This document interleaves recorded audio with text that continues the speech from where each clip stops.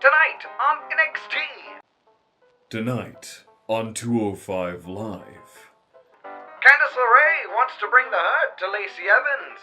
Akira Tozawa brings all he has to face Jack Gallagher. The Forgotten Sons faces off with a menagerie of jobbers.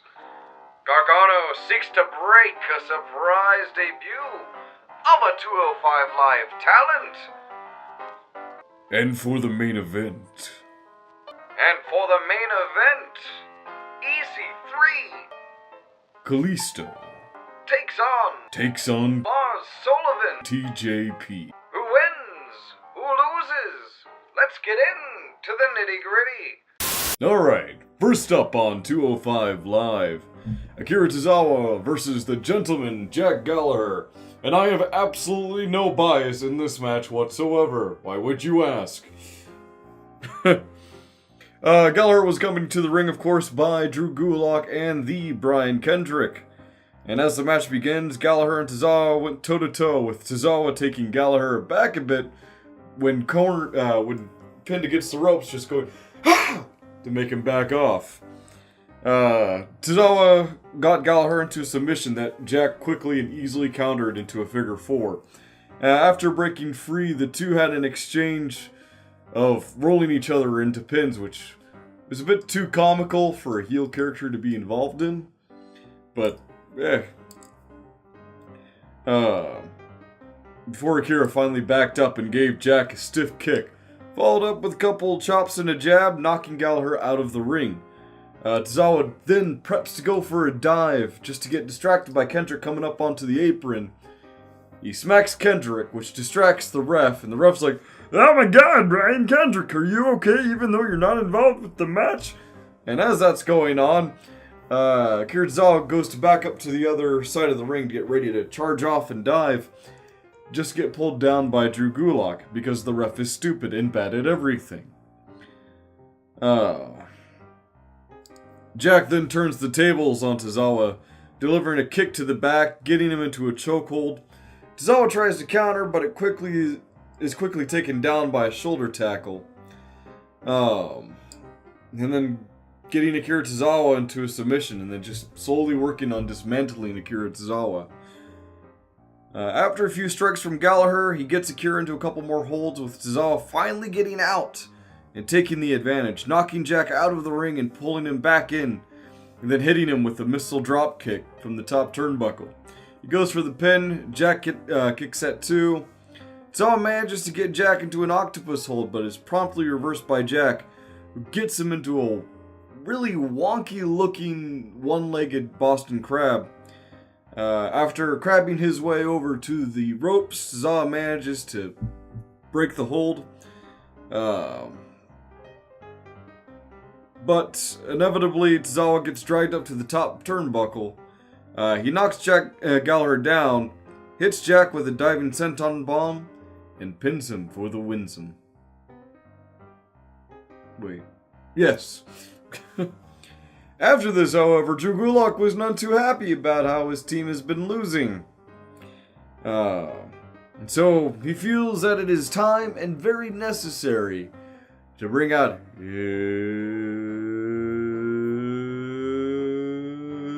PowerPoint presentation. And he goes, and I think we were at slide 10. And when they get to that slide, it's this picture of this caricature of Brian Kendrick with these big eyes, and the words next to it that said "No Mercy." Brian Kendrick is the man with the plan, and quickly realized what was about to happen, but just needed to hear him out for a moment. Drew Gulak going on a diatribe about how there should not be any mercy, especially to former cruiserweight champions, who are just not pulling their weight. Kendrick knew what was going to happen next, so he took the offensive and started laying the smackdown on both Drew Gulak and Jack Gallagher, which I don't know if we're going to be seeing a face turn from Brian Kendrick. I don't know if that would make sense for his character. We'll see what happens. But losing to the numbers advantage, she's quickly overpowered by both Drew Gulak and Jack Gallagher. You could say that Kendrick got a him himself. But yeah, then after that we had a backstage interview with Drake Maverick, talking about the next match between Mustafa Ali and Hideo Itami is one that should not be missed. And I won't, because I review these things. And then we get to the main event. It was Kalisto versus TJP. Hey.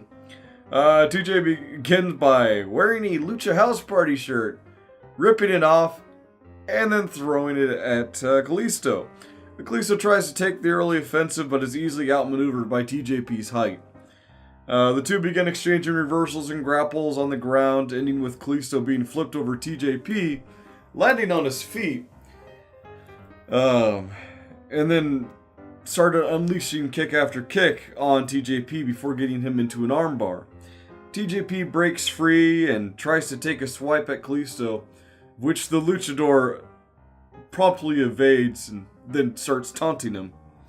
This became the theme of the match for a little bit as Kalisto reverses and counters all of TJP's moves and just constantly taunts him and berates him to anger him.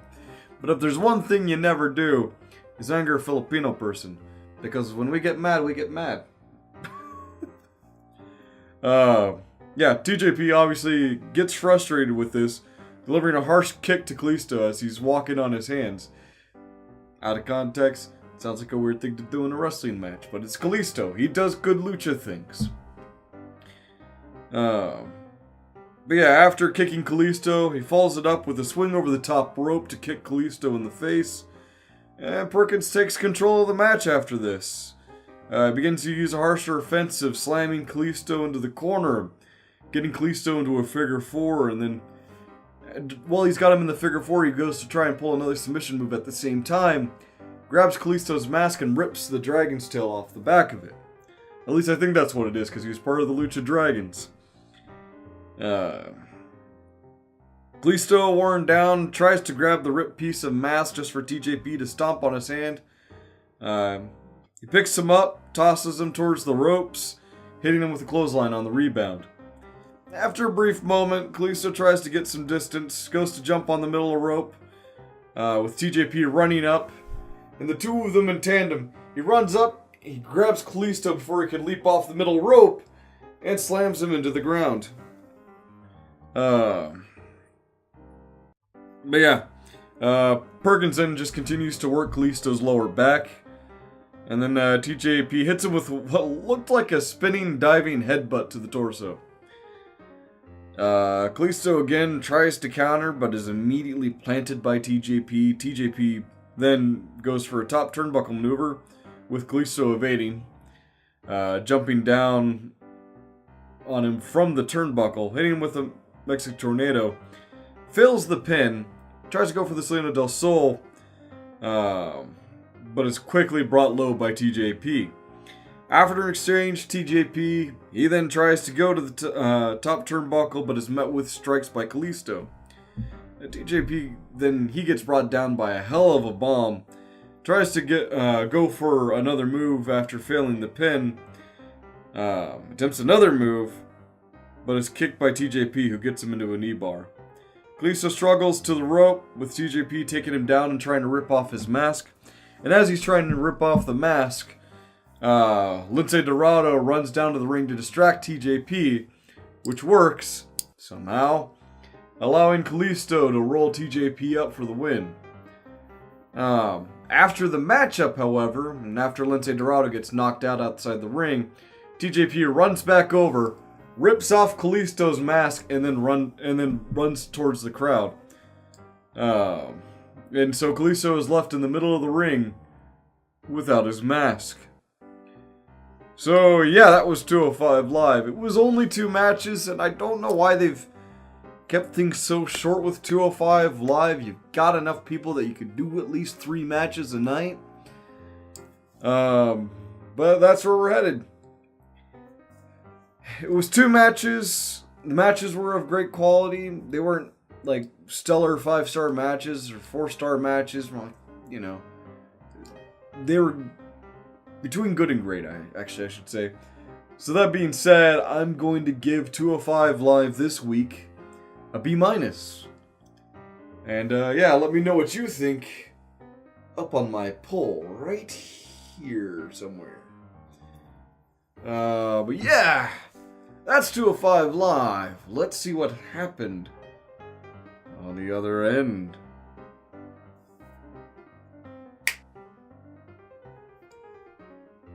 Alright. Candice LeRae takes on Lacey Evans to begin with. Oh, although first, we did have a promo from Nikki Cross where she's really excited to face Bianca Belair again. Really excited. Really excited. And she wants to let you know also that she knows about someone's bad behavior. She knows. Something or rather. But yeah, Candice LeRae versus Lacey Evans. Bell rings, the two begin pushing each other. It was a shoving contest for some reason. My notes just moved. Here we go. But yeah, the two begin pushing each other with Lacey Evans taking the advantage and bringing LeRae down to the ground. Two wrestle each other for some time before Candice starts tossing Lacey into any corner that she possibly can. After a bit of offensive, Lacey Evans tackles Candice LeRae, turning the match back into her favor. After failing to pin LeRae, however, she hits Candice with a head scissors takeover. Evans then just takes her time tearing Candice LeRae apart, Candice being unable to counter until Lacey finally tries to go for a high-risk maneuver by going over the top rope to stomp on Candice LeRae. LeRae evades magically, and then hits her with a diving neckbreaker from the middle turnbuckle. Fails the pin. Lacey manages to break free of that and begins taunting her, calling her a loser like Johnny Gargano. Candice snaps and begins beating and striking at Evans. She steps away to prime herself for a big attack, but that's the opening that Lacey Evans needed. Hits her with the woman's right, and boom. Pins her for the 1, 2, 3. Lacey Evans has beaten Candice LeRae. Then we get a video package for Pete Dunne, Adam Cole, and Ricochet, hyping up their triple threat match. Hold on, I didn't say that right. Pete Dunne, Adam Cole, baby! And Ricochet. We got a promo from the Forgotten Sons. We got a promo from Tommaso Ciampa about people trying to steal his spotlight. Specifically stating Velveteen Dream is a fitting name, that he lives in a dream world. And essentially saying that Velveteen Dream needs to stay out of his way. So we're going to end up seeing a match where Velveteen Dream does precisely that and gets in Tommaso Ciampa's way. Because that's how plots work. And then we got the Jobber Force of Vinnie Mixon, Caesar Rise, and Tori Kirsch facing off with the Forgotten Sons. Steve Cutler apparently broke his nose during a match with the Street Profits, so he's wearing a mask, which actually kind of fits his character's aesthetic. Like me and my fancy mustache and my hat. They just kind of go together. But yeah, Steve Cutler begins the fight by tackling and throwing Caesar Rise to the corner. Vinnie Mixon decides, I'm gonna tag myself in! Wesley Blake, however, gets tagged in as well and immediately breaks Vinnie across the ring. Mixon manages to escape to tag in Kirsch, but Cutler and Blake quickly bring him down low, dragging him over to Jackson Riker, who hits him with the powerbomb and then pins him for the win. This is a very quick jobber match. They really want to establish the Forgotten Sons as a force to be reckoned with. Right now, you got to start them off small, facing off with some jobbers, and they're doing a good job with it. After that, we got a video package from Shayna Baszler. And then a surprise for me, because I don't read spoilers like an idiot. But, sweet Jesus, Johnny Gargano gets to face off with a walking set of abs, also known as Tony Nese. The match starts off with Gargano immediately losing the strength advantage to Tony Nese, which should be expected. He tried to adapt using his speed, but is immediately shut down by Tony Nese. Throughout this match, Nese and Gargano match each other's speed in both speed and skill. Tony Nese, however, used his strength to cut off Johnny every step of the way. Tony used his power to slam and grapple Johnny Gargano, getting him into a body scissors at one point, limiting his moving, ensuring Johnny can't get on the offensive. But Gargano finally manages to break free and is immediately overtaken by Tony Nese yet again. Nese attempts to leap over the top rope, but Johnny decides, you know what? Brainbuster time. So he hits him with the Brainbuster. Nese, however, is not dissuaded by this at all, and the two begin exchanging blows. Gargano tries to get him into the Gargano escape, first he tries to get him to the turnbuckle, with Tony Nese breaking away and hitting Johnny with just this ugly buckle bomb. Tony Nese is massively talented, but this buckle bomb it looked sloppy. Johnny he hit his neck hard on the bottom turnbuckle. But Johnny manages to roll away, hits Nese with the forearm, brings him up for another brainbuster, but is unable to get it. Nese manages to bring him down, hit him with the 450 splash, but couldn't get the win. Johnny then follows through with a counter, bringing Tony Nese down, getting him into the Gargano escape, forcing Tony Nese to tap. I didn't go into too much detail on this match because I feel that it's worth for you seeing for yourself just how fantastic this match was. If we get more Tony Nese on NXT, it's going to be a good thing. He is absolutely at home facing off with people like Johnny Gargano, and I'd actually like to see him go into more matches with even Tommaso Ciampa. This was a very, very well worked match. There was that ugly, buckle bomb, but that was about it.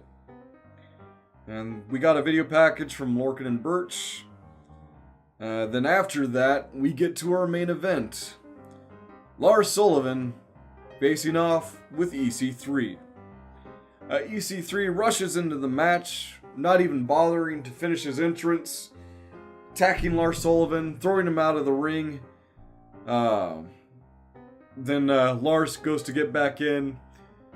Ref has the bell rung, so EC3 again pushes Lars Sullivan out of the ring.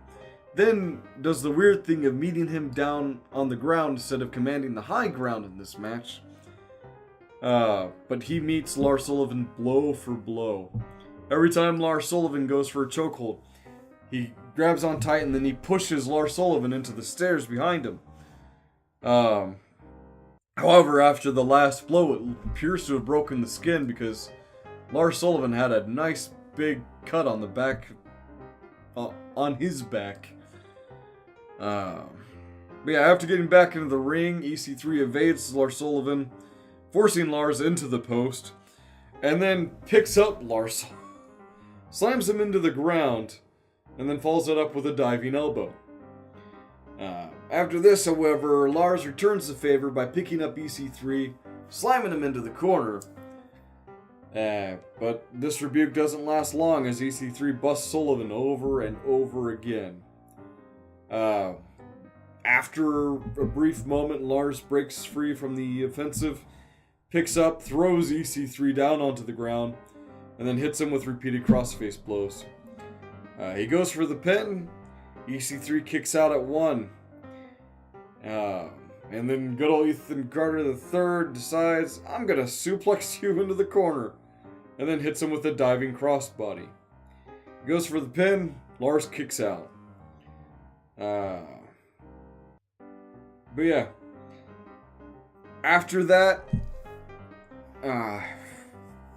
after the match goes outside of the ring, EC3 gets slammed into the apron by Sullivan, who then rolls him back into the ring, climbs up onto the top turnbuckle, and hits EC3 with a diving headbutt, then pins him for the winsome.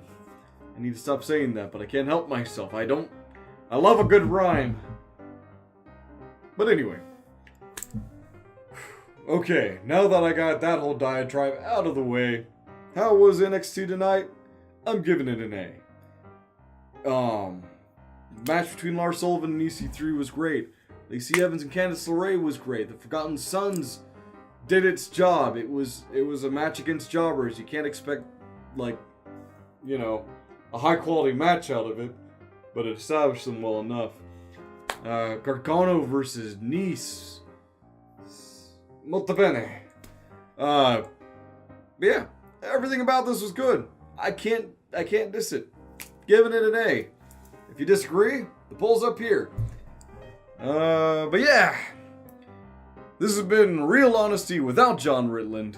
I am not John Ritland. I am the Derbinator, and you have a great night.